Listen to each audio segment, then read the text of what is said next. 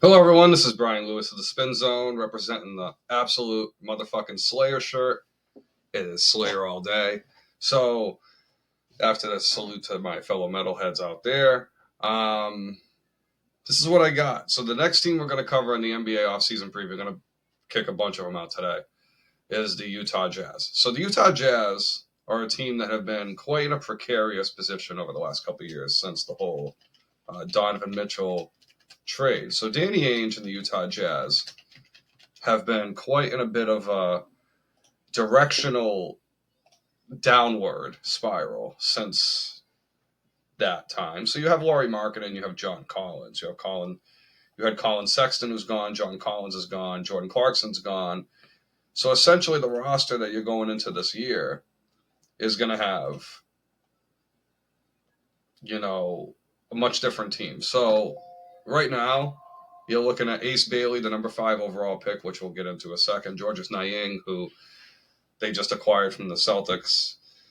Kenyon Martin Jr., who was on the team last year. Walker Kessler, who's pretty good. Keyonte George, who's pretty decent. Walter Clayton, who was their first-round draft pick as well. Filipowski, who's been impressive during the summer league. Sensabaugh and Collier, who were high-praised high school recruits that didn't quite pan out the way they were supposed to, and then Cody Williams, who was the first-round pick. So, and then you have Mikhailuk, who's a shooter, but he's someone that was with Danny at Boston too, as a reserve. So overall here, what I'm seeing is, I'm going to move this over a little bit. What I'm seeing is the Utah Jazz are trying to epitomally position themselves to get a superstar. The problem with that is, ethically speaking, they are doing exactly the same thing that we saw Philadelphia, Oklahoma City, and shamelessly Charlotte do for 5-6 years, Orlando, Detroit. And what's the crazy thing is now the lottery's a little tougher. So you saw they were supposed to go like second or third in the draft, and they ended up being the 5th overall pick. Danny has never had luck with the lottery, though. Danny has been royally fucked by the lottery for decades. I still remember going back to the 2007 lottery. The Celtics were projected to get the 2nd overall pick, which would have been Greg Oden, Kevin Durant, or Al Horford at the time. And the Celtics get the 5th pick. And the rest is history because Jeff Green then becomes Ray Allen. Jeff Green joins Russell Westbrook, James Harden, and Kevin Durant. He gets traded for Kendrick Perkins, the whole freaking parallel, the whole 9 yards.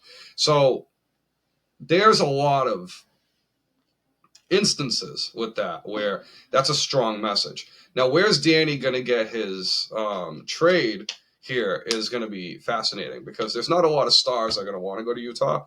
But I think what Utah's trying to do is build a core, get like a group that can build and actually like get towards the playoffs. And then at that point is when he strikes. Remember with the Celtics, he already had Paul Pierce. He had Ricky Davis. He had, he traded Antoine Walker because, even when he was a Celtics broadcaster, he didn't like Antoine Walker. So, he traded Antoine. He already had Joe Johnson out the door.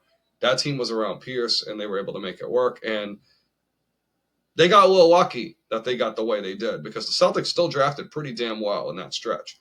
So Utah, in comparison, has not drafted as well as that Celtics era did. The Celtics had Rajon Rondo, Tony Allen, Kendrick Perkins, Al Jefferson, Ryan Gomes. Those all guys that played over 6 or 7 years in the NBA, which if you're able to draft those players, even if they're role players, drafting stars, those are still players that are able to show out every night.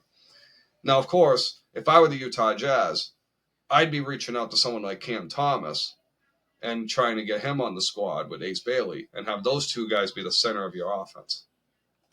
But this is where I'm going to start with the Jazz. So Ace Bailey, absolute stud. I feel like he's someone who could be really good. He was my number 5 overall prospect. So the fact he went exactly where he was supposed to go after all the fuss that he had pre-draft. Now keep in mind too,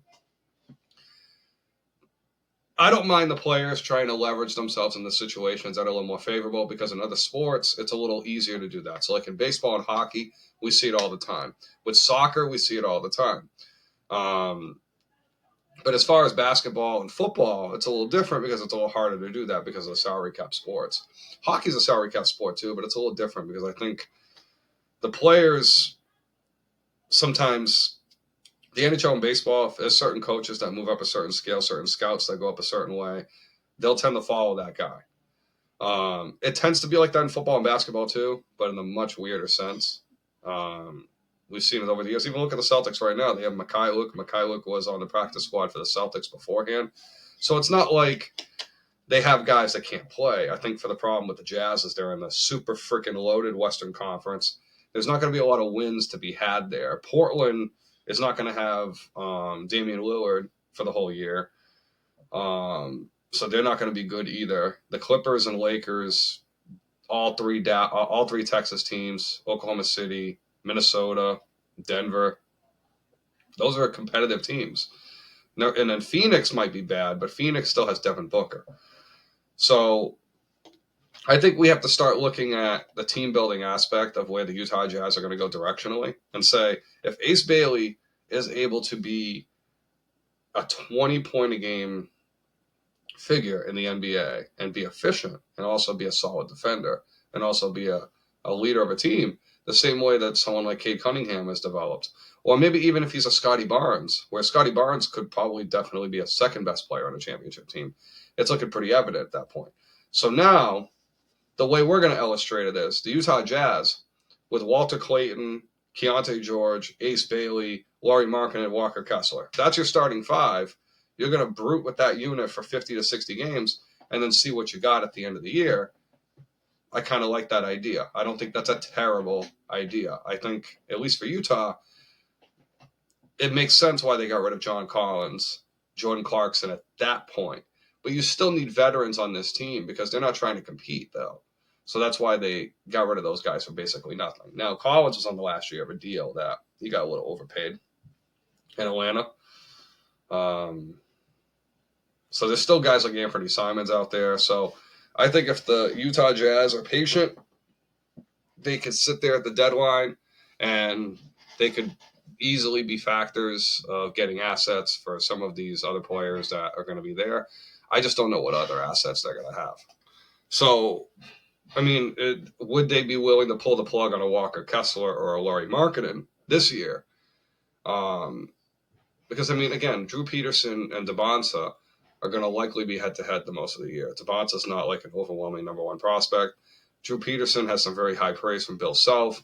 You still have Cade and Boozer. So seeing as there's three potential number one picks, you're going to want to position yourself to get one of those top three picks. But again, look at the draft they had. Walter Clayton from Florida, good player, part of a national championship team. Ace Bailey was a part of a Rutgers team. That was a mess. And then you still have Kyle Filipowski. So even if they traded Markkanen in midseason, that would be them saying, okay, we're going to see what we got from Filipowski. And maybe it's time. And maybe it is time. And if Filipowski's not the guy, then you could probably still flip him in the offseason and then just take Caden Boozer at that point.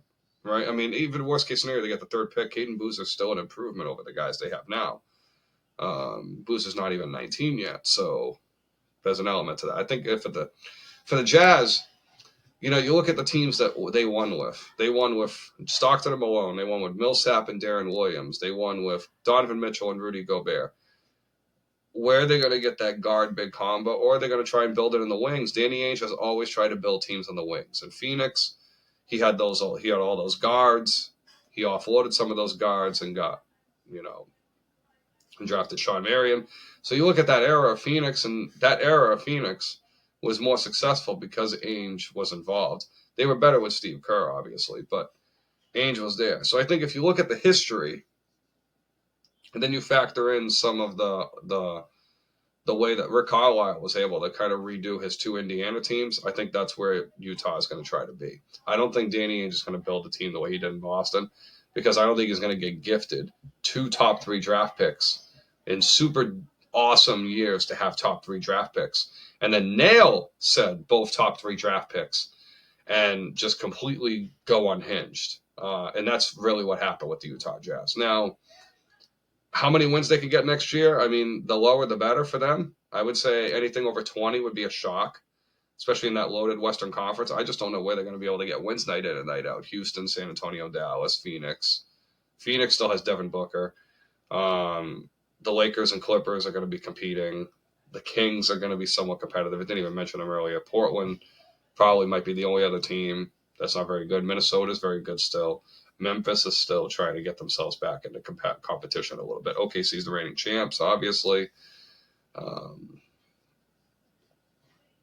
Yeah, good luck. Good luck to the Utah Jazz fans this year. It's going to be a rough one.